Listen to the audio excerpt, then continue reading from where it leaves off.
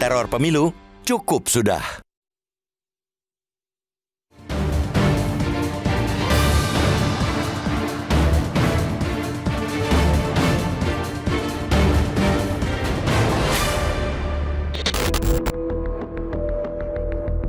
Ancaman penembakan terhadap calon presiden atau capres nomor urut 1 Anies Baswedan telah direspons dengan sigap oleh kepolisian.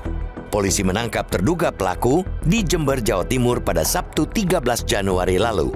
Penangkapan yang hanya 2 hari setelah ancaman tersebut diunggah, terduga pelaku menunjukkan keseriusan polisi dalam menindaklanjuti teror dan ancaman. Ancaman kekerasan dan intimidasi memang bukan hal-hal yang bisa dianggap sepele. Ancaman kekerasan dalam Kitab Undang-Undang Hukum Pidana atau KUHP digolongkan sebagai perampasan kemerdekaan orang. Pelakunya terancam pidana penjara hingga 5 tahun. Dalam pemilu, ancaman kekerasan dan intimidasi bukan sekadar tindak pidana umum. Keduanya juga kejahatan yang mempertaruhkan legitimasi hasil pemilu. Dari sudut pandang pemilih, ketika mendapatkan ancaman dan intimidasi, ia berada dalam situasi yang tertekan sehingga terampas kebebasannya dalam memilih.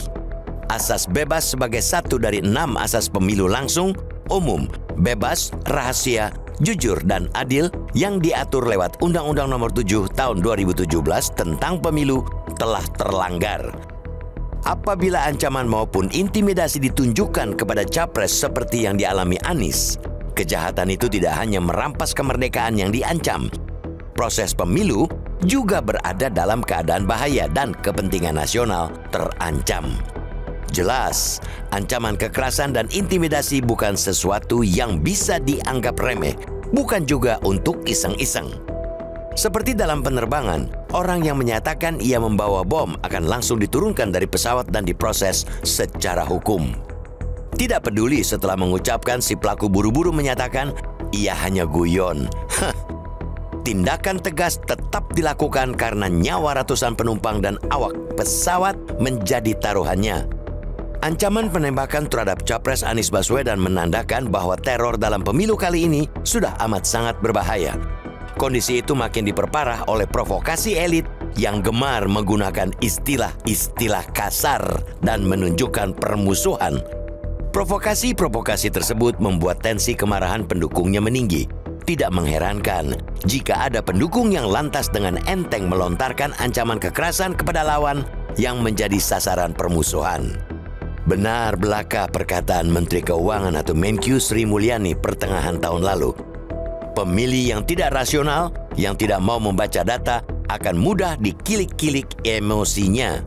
Pemilih yang irasional gampang terprovokasi karena sentimen, suku, agama, ras, nasionalisme, dan ketidakadilan. Belakangan ini, perkataan Menkyu itu viral di tengah situasi yang betul-betul memberikan konteks terhadap ucapannya. Memang harus diakui, masih banyak pemilih di tanah air yang tidak rasional. Jumlahnya malah mungkin mendominasi. Mereka amat tergantung pada aba-aba tokoh atau elit yang mereka dukung. Oleh karena itu, teladan peserta pemilu, elit hingga para tokoh menjadi sangat penting. Proses pemilu masih cukup panjang. Debat pasangan capres dan calon wakil presiden pun masih menyisakan 2 sesi. 1 debat cawapres dan yang terakhir debat capres.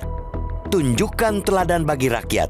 Bila tidak sepakat dengan pernyataan pihak lawan, suguhkan data untuk mengoreksi. Jika durasi debat masih belum cukup, tidak ada salahnya mengungkapkan narasi kontra yang berbasis data ke publik. Bukan meluapkan emosi di hadapan pendukung, disertai kata-kata makian. Pemilu merupakan ajang kompetisi politik yang terhormat. Di situ, rakyat menaruh harapan atas nasib kesejahteraan mereka dan bangsa ke depan.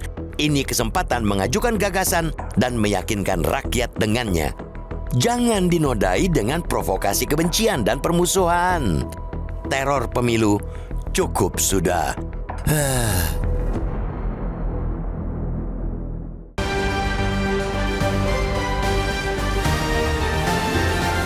Jelajahi cara baru mendapatkan informasi. Download Metro TV Extend sekarang.